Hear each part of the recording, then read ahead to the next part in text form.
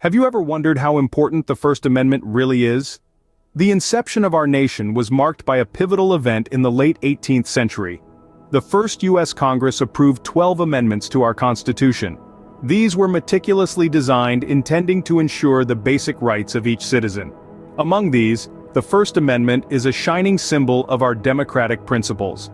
Ratified on December 15, 1791, this amendment, a component of the legendary Bill of Rights, assures 5 fundamental rights. It guarantees the freedom of speech, the freedom of the press, the freedom of religion, the right to assemble peacefully, and the right to petition the government for a redress of grievances.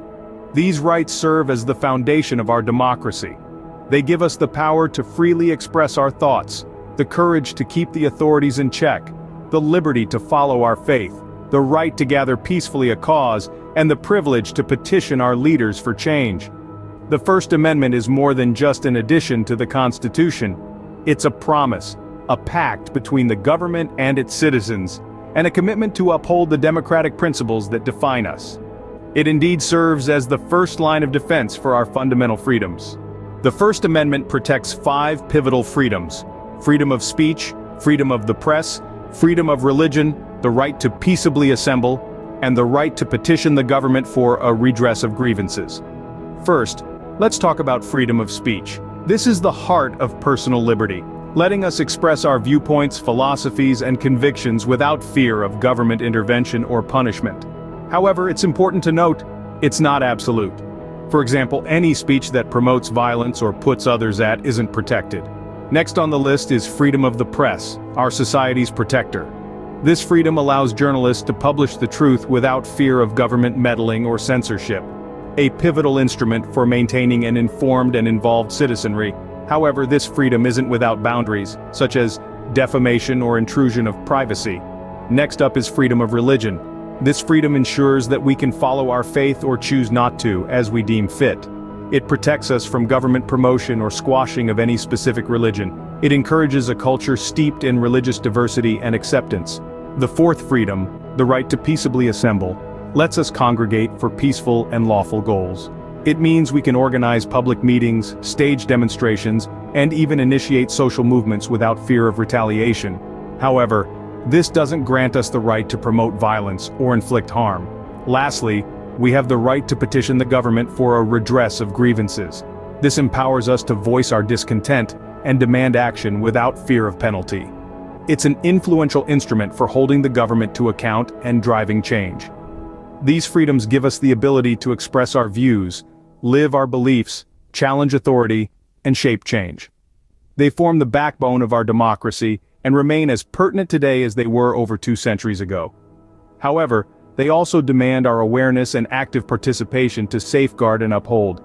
So let's celebrate these freedoms, understand their restrictions, and most significantly, use them responsibly. After all, these are not just abstract concepts, they're the lifeblood of our democratic society. Our responsibility is to keep them alive and well. While the First Amendment remains vital, it's not without challenges. In this digital age, the scope of free speech is under constant scrutiny. Consider social media.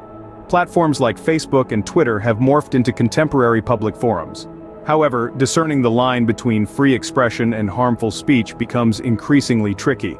The press also bears a significant role and responsibility. In a time where fake news is all too familiar, the press must combat misinformation while preserving its credibility. It's a tightrope walk, informing the public whilst also honoring the rights and reputations of individuals.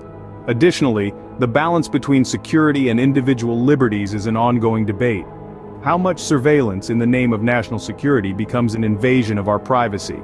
How do we safeguard our nation without violating our rights to privacy and free speech?